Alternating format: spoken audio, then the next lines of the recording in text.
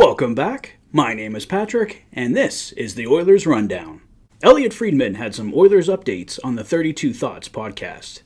Elliotte mentioned that a member of the Oilers reached out to him to say that everyone would lay off Mike Smith if they knew what he was fighting through in the playoffs.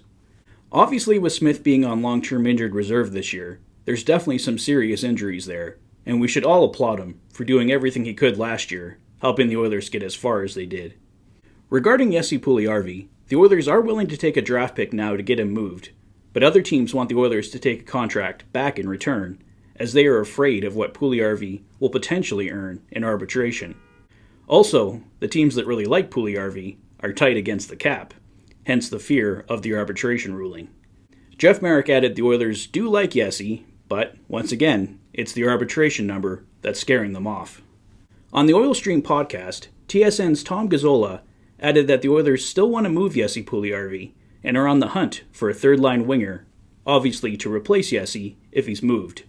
The Oilers are looking to add a few cheap contracts, but as I reported yesterday, bodies need to be moved out before more can come in. And further to a report that Frank Saravalli first put out on Wednesday, Oilers insider Bob Stauffer reiterated today that the Oilers do have interest in bringing in Patrick Kane from Chicago, but they are obviously not alone in having that interest.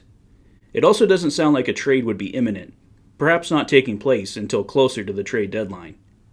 It wouldn't be an easy trade to pull off. Kane is signed for $10.5 million and carries a no-move clause, so he will ultimately determine where he goes. For any trade to work, I think the Hawks would have to retain some salary, and at least one contract would have to go out the door. If he's still here at the time of the trade, maybe it's Tyson Barrie at $4.5 million, plus prospects and draft picks. It will take a big package for sure. But if the Oilers can add Patrick Kane, there is no denying they are an instant Cup contender. At least we know Duncan Keith will give the Oil a glowing recommendation. And last but not least, the Edmonton Oilers have signed first-round draft pick Reid Schaefer to a 3-year NHL entry-level contract.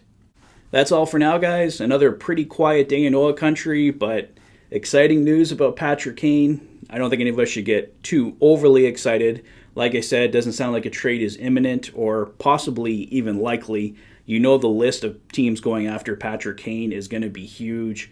The Oilers would have to put together the right package. It's going to cost the Oilers a lot. But can you imagine a number one line, Connor McDavid, Evander Kane, Patrick Kane? How any team could hope to stop that line, I have no idea. Leon Draisaitl line coming right after them. Let me know what you guys think of a potential Patrick Kane acquisition in the comment section below. If this is your first visit to the channel and you like what you see, please consider liking and subscribing for all the latest Oilers content. You've been watching the Oilers Fanatic. Thanks for being a fan. Have a great weekend, guys. I'll see you soon.